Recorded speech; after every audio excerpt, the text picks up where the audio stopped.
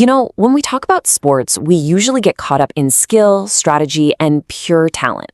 But what if I told you the most powerful weapon in the playbook isn't a perfect swing or a clever field placement, but just a state of mind?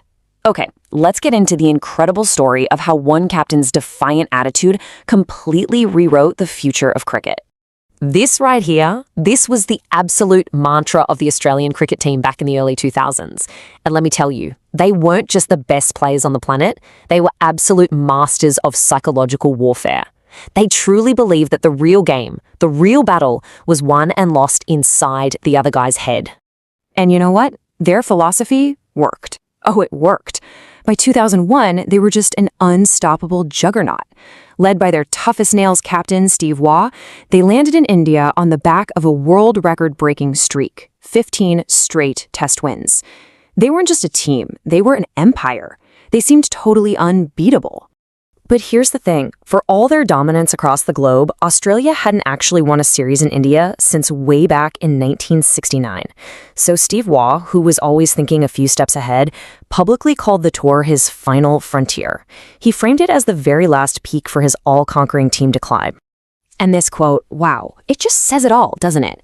Before a single ball had even been bowled, Waugh was already telling the world that the series was a done deal. In his mind, the streak wasn't in danger at all. The next 3 wins were just formalities. This was peak Australian confidence, maybe even crossing the line into pure arrogance. But this time, Australia was walking into something different. India had a new, young captain, a guy named Ganguly. And instead of just trying to ignore the mind games, which is what most teams did, Ganguly decided, you know what? It's time to fight fire with fire. And what a comeback. He didn't just brush off Waugh's comment, he openly mocked it. I mean, for a young captain to say this to a veteran world champion, it was completely unheard of. People saw it as unbelievably audacious, almost disrespectful. And right then and there, it set this confrontational, explosive tone for the whole series. And to really get just how bold Ganguly was being, you have to see this. The Australian side was packed with decorated, battle-hardened veterans. India, on the other hand, was a team of young guys, whelps as they were called, who were just trying to find their footing.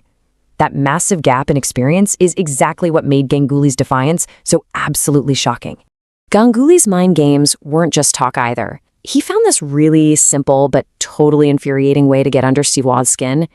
He started showing up late for the coin toss. You know, that sacred little ritual before the match.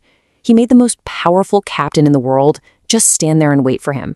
He did it again in the next match, got an official warning, said sorry, and then went right ahead and did it a 3rd time. Now, this wasn't just one guy going rogue. This became the whole team's new philosophy. Ganguly basically injected his own fearlessness into his young squad. He told them, look, if they cross the line, freely throw the ground at them. Never take anything lying down. He even tore down the old, rigid senior-junior divide in Indian cricket to build this unified, combative spirit. And you could see the results almost instantly. Picture this.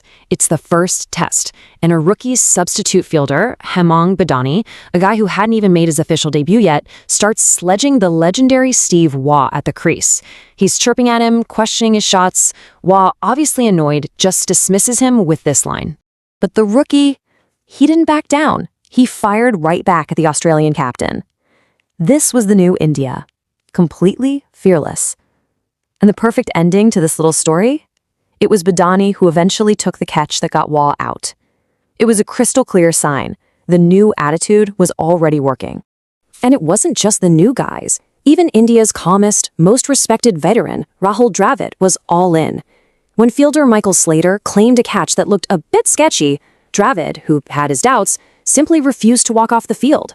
Well, when the umpire overturned the decision, Slater completely lost it, flew into a rage, got in the umpire's face, and ended up getting banned for a match. And Dravid, he just calmly kept on betting. India was winning the mental war.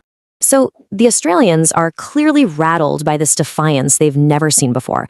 They decide they need to escalate. They figure, okay, the head of the snake here is Ganguly, and so they launch this coordinated campaign to try and break him personally. And this was a full-on assault. On the field, the whole team was constantly taunting him about a personal controversy he was dealing with. Then, off the field, the Australian media started questioning his morality. An ex-captain even wrote a brutal editorial attacking his character in an Indian newspaper. True to form, Ganguly published his own response the very next day. The sledging hit its absolute ugliest point with this line from bowler Glenn McGrath. It was a sharp, personal dig with some nasty implications, directly referencing all the media gossip. And in that moment, the attack worked. An enraged Ganguly completely lost his cool, lost his focus, and got out. So despite putting up a good fight, India lost that first test. And in the second test, things were looking disastrous. After a really humiliating first innings, they were forced to follow on, meaning they had to bat again immediately, already way behind. I mean, defeat looked certain. Australia's 16th straight win was just a matter of time. And then came the moment that really felt like the end.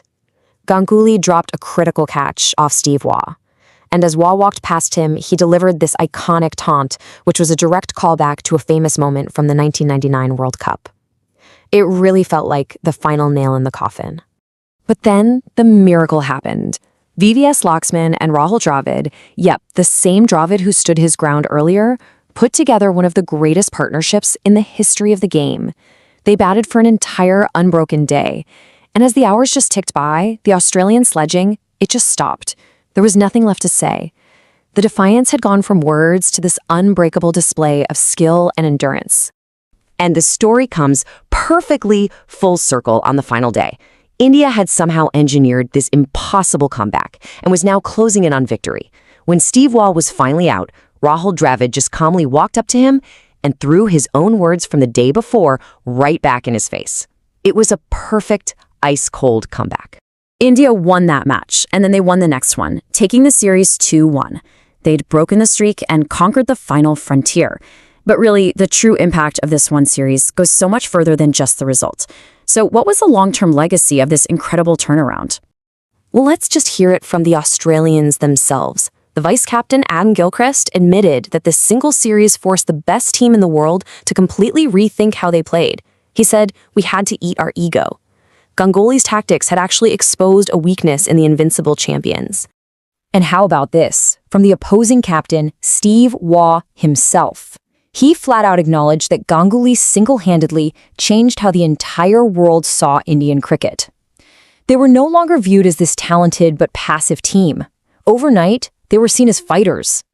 But maybe the ultimate compliment came from another Australian legend, Greg Chappell. He gave Ganguly the highest praise you could possibly give in this context, calling him the Steve Waugh of mind games. In other words, he had beaten the absolute master at his own game. So what we saw was a revolution, and it wasn't just sparked by talent, but by this fearless, defiant attitude.